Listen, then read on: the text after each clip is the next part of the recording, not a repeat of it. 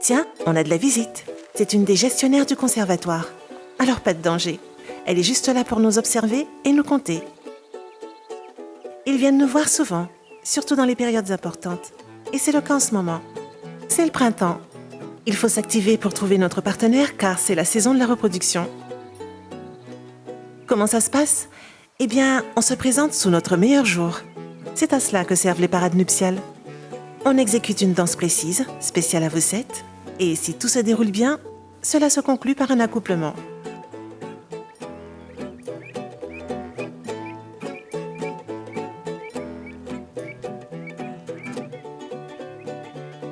Il faut aussi commencer à trouver un îlot confortable pour nicher.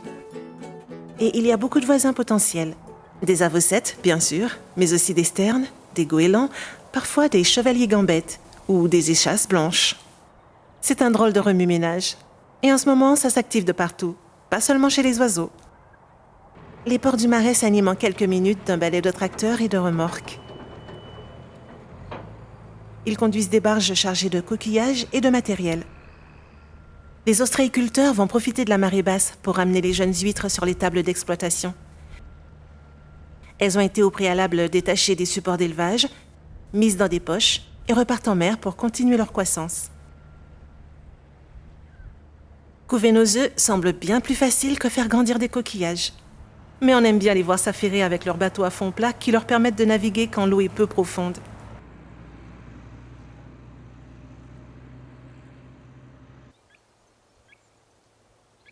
Dans les salines aussi, il y a des activités spécifiques au printemps. Le saliculteur graisse avec de l'argile les ponts et les tables pour les renforcer avant l'été. Il manipule ses outils avec aisance, mais c'est fatigant rien que de le regarder. Et il faut aussi dévaser les œillets. L'eau est évacuée, puis on pousse la vase sur le côté et on l'étale sur les ponts. Et quand on remet en état une saline qui n'a pas été exploitée depuis longtemps, il y a encore plus de boulot. Il faut tout préparer pour que le cheminement de l'eau soit parfait d'ici cet été.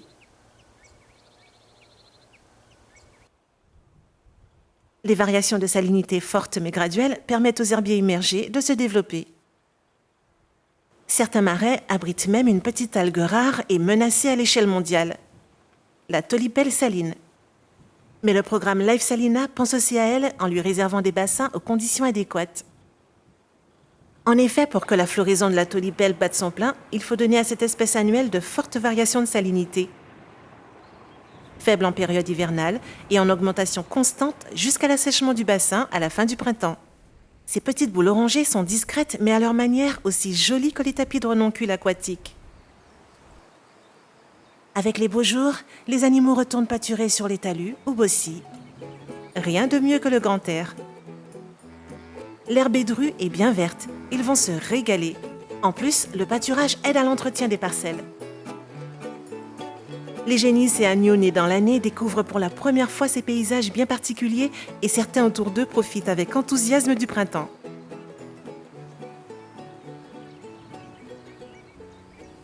Moutons et vaches sont des voisins paisibles, mais ce n'est pas toujours le cas des sternes cogecs ou des mouettes mélanocéphales moins silencieuses. Celles d'entre nous qui ont trouvé rapidement leur partenaire sont en train de rassembler les matériaux pour construire un nid accueillant. Une brindille par-ci, une autre par-là, notre maison n'est pas très grande, quelques centimètres de diamètre, mais elle sera confortable.